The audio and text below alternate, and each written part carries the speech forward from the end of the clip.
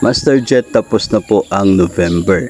Pag natapos ang December at wala pa ring batas para sa salary increase, ang ibig sabihin wala salary increase next year. Hanggang kailan tayo maghihintay sa batas para salary increase? No, ito po isang tanong na atin pong natanggap. So what if nga ba talaga kung wala talagang mangyayaring magagawang batas, no, ngayong buwan na ito para sa salary increase starting 2024? So ano po yung posibleng mangyayari?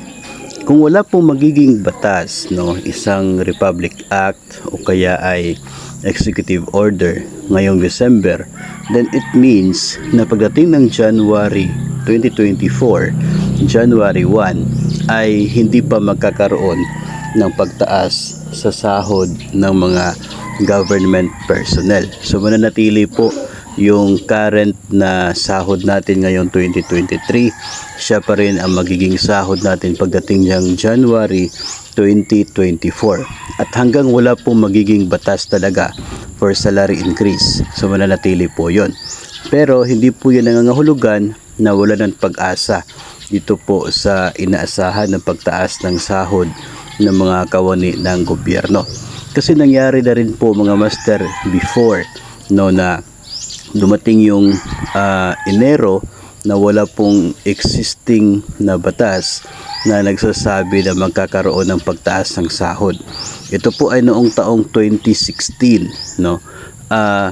Wala pong Republic Act na nangyari, walang batas na nanggaling sa Senado at sa mga kongresista, pero naglabas po ng executive order noong panahon ng yon si Pangulong Noynoy Aquino, no. So ito pong executive order number 201 series of 2016 na ito po ay kanyang inissue February 2016.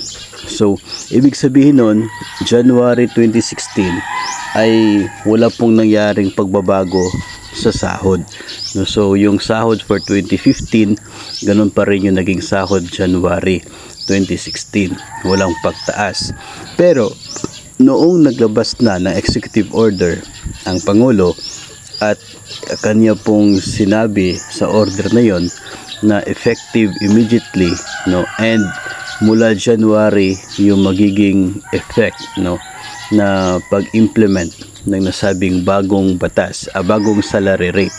So that's the time na nagkaroon na ng increase, no. So yung kulang sa nabigay na sahod sa January ay binayaran ng gobyerno, ng agency para sa kanyang mga empleyado.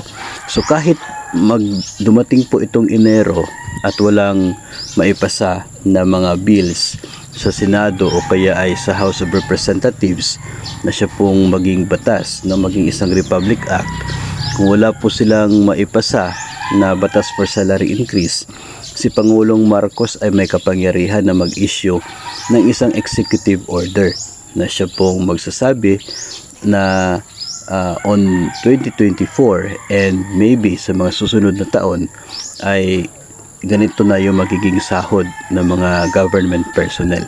So yun ang hindi po natin masisiguro sa ngayon, no, kung maglalabas ba ng executive order si Pangulong Marcos, and if maglalabas man, magkano ba yung magiging bagong sahod na nilalaman ng kanya pong executive order.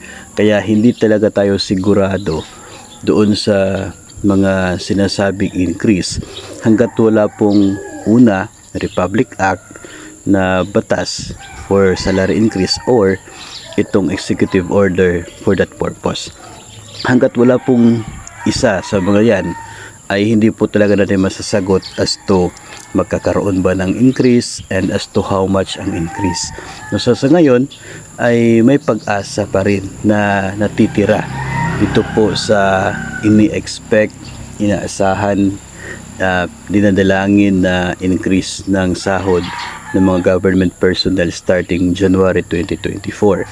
So atin na lamang pong hintayin kung ano ang maging update nito. May mga bills sa House of Representatives, mayroon din po sa Senate.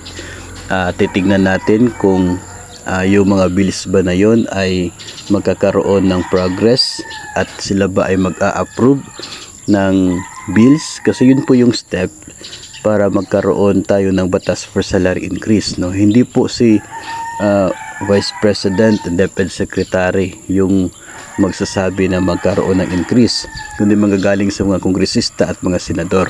Doon po sa mga bills nila, dapat sila mag-approve ng bill para yun ang lagdaan ng Pangulo para maging batas. Ngayon, kung walang ganun, so it's the choice of the President na anyway, sinasabi naman niya na magkakaroon ng increase. So if ever wala talagang maipasa doon sa mga bills ang ating mga senador at mga kongresista, so pwede na itong si Pangulong Marcos maglabas ng kanyang executive order para sa increase. At hindi po natin alam sa ngayon as to how much and as to kailan, no? So yun ang ating aabangan, maybe for the rest of December and maybe sa January, February. So hindi po natin alam kung kailan, basta abangan po natin yan at ating pong ihahatid sa inyo sa oras po na mayroong ilalabas na executive order ang Pangulo, o kaya ay sa oras na mag-approve ng bills ito mga senador at mga kongresista. Kaya just make sure na kayo po ay nakasubaybay sa atin pong social media accounts para updated sa mga issues tungkol sa salary increase sa 2024.